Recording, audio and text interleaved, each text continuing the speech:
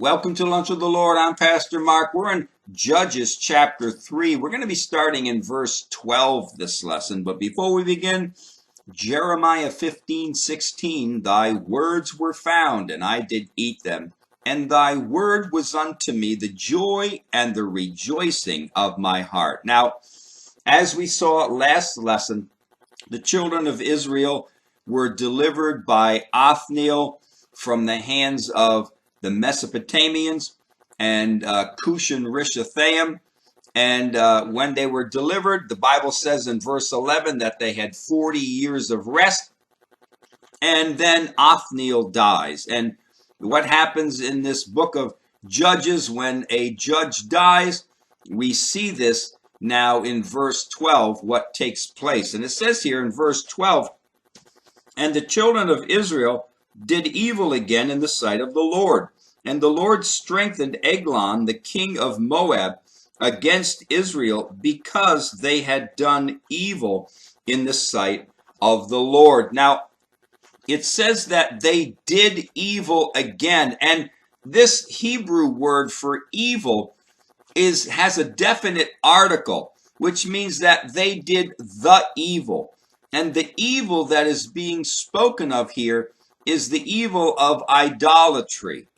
This book of Judges, the main sin that this book of Judges deals with is the sin of idolatry. So they did evil again. And then the Bible says that God strengthened the hand of Eglon. Now, the name Eglon means calf or calf-like. He was the very next king after Balak. And Balak was the king that hired Balaam to curse Israel. And we saw that in Numbers chapter 22 through 24. Now, it was God who moved upon the heart of Eglon to go up against Israel. And the reason why God did it was because basically God had enough of Israel's sin of idolatry again.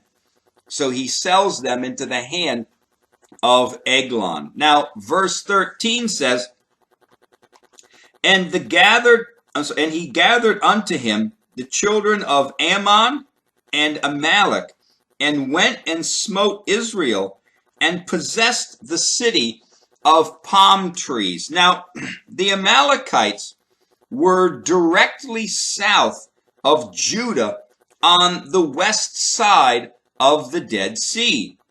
Now, Moab was in the land southeast of the Dead Sea. And the Ammonites, or Ammon, their land was east of the Jordan River. Now, if you take the nation of Israel, the land of Israel, and you turn it into like the shape of a clock, basically the nations that are going against these three nations, they start at about 3 o'clock in the afternoon until about 6 or 7 o'clock in the evening. That's the territory that is being covered here with Moab and the Amalekites and the Ammonites.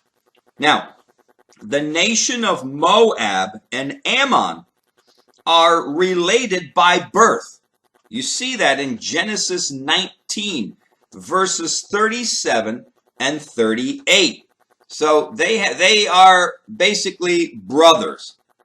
Now, I don't think that that Moab and Ammon were bosom brothers, but the relation that they had may have caused them to aid and to help each other when needed or when they were asked for.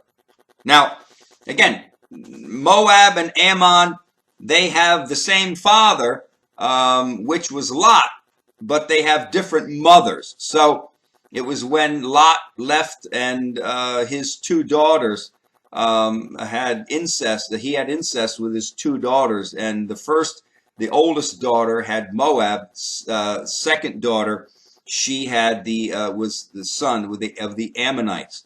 Now, So it says here that they go to the city of the palm trees. Now, this would be Jericho, but it only says that, the Bible only says that he possessed the city. He didn't necessarily live in the city of Jericho. Now, if our chronology here holds true, then Jericho would have been uninhabitable due to the fact that Joshua defeated Jericho and burned it. Also, that God basically took down part of the wall of Jericho.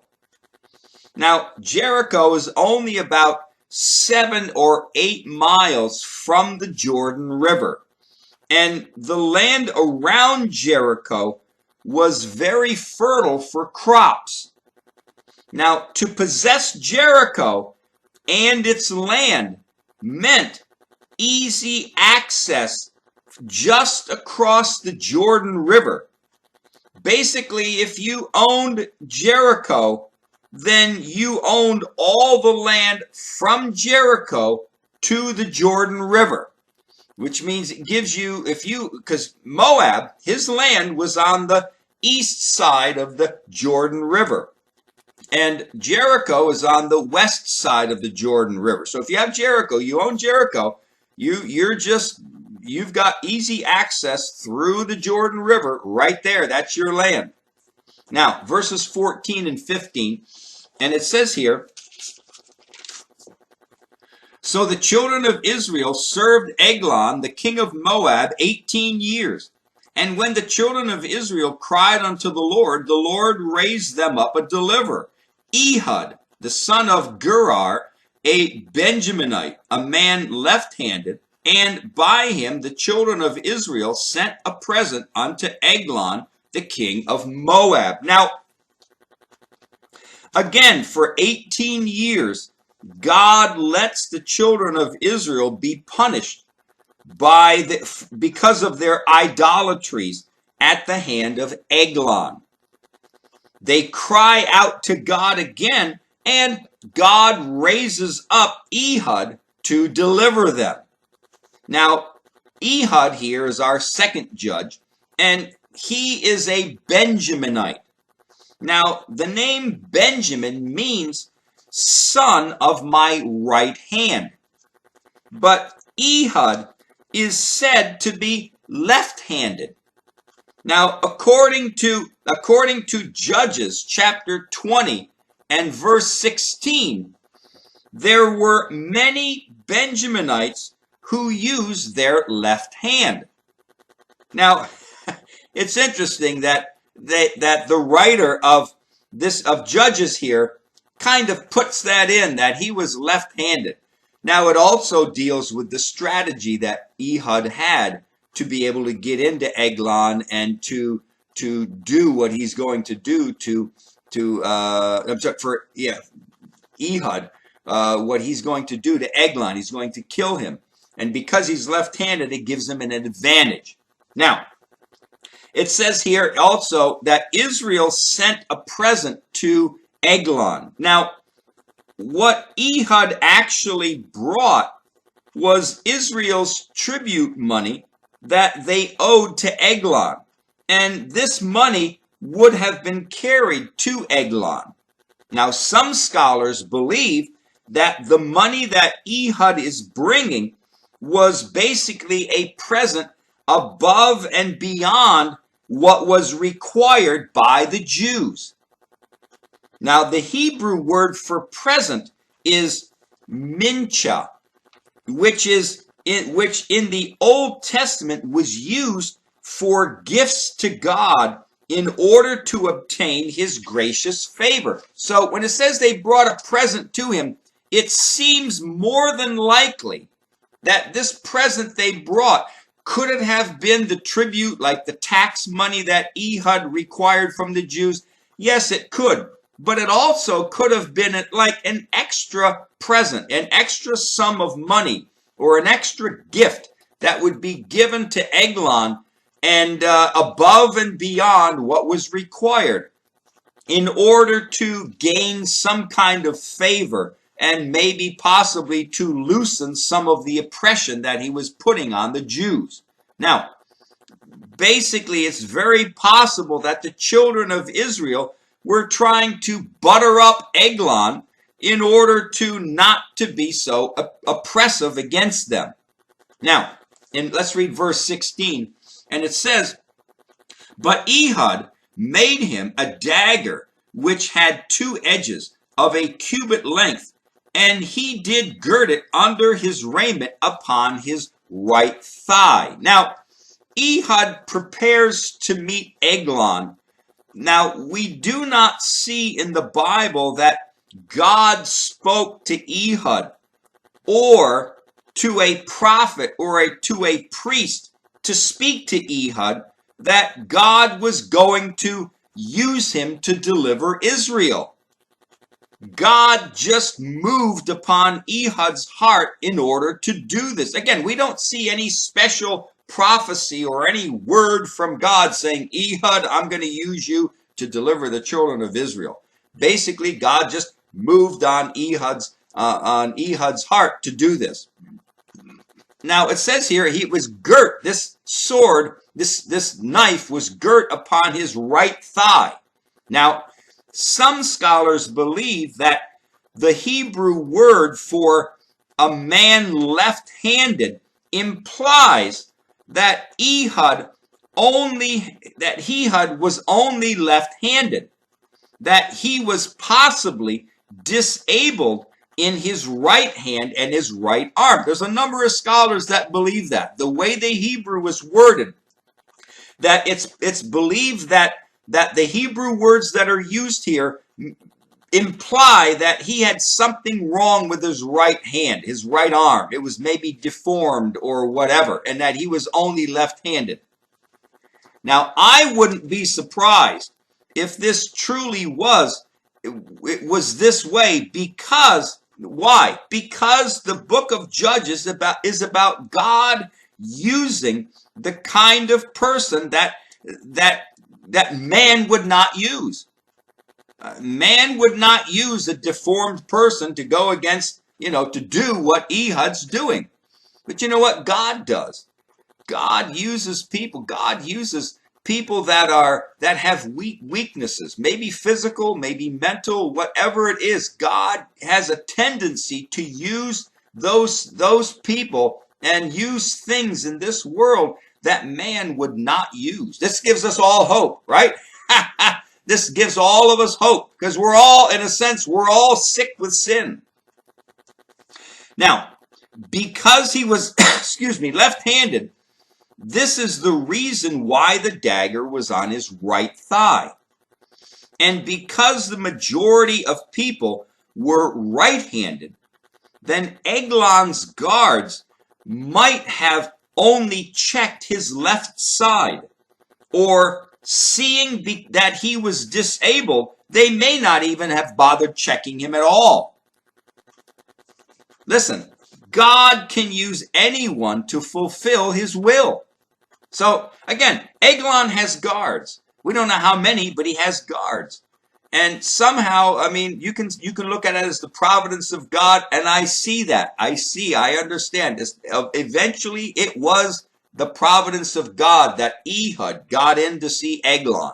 Now, and so whether he put it into the servants' minds to either not check him at all because of a deformity, or just to check only one side, that we don't know what happened.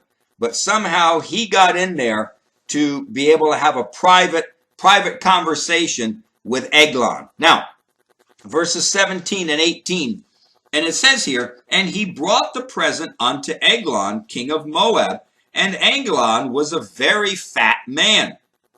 And when he had made an end to offer the present, he sent away the people that bear the present." Now, Ehud was not alone when he brought this present. In those days, it was normal to have a whole line of people dressed to meet a king, carrying a gift to the king. But as Ehud and the people that were with him as they were heading home, he made it as if he had forgotten some kind of important business with the king, and he basically told the people that were with him to continue on going home, and he's going to go back and deliver this important thing to the king. So now we get into verse 19.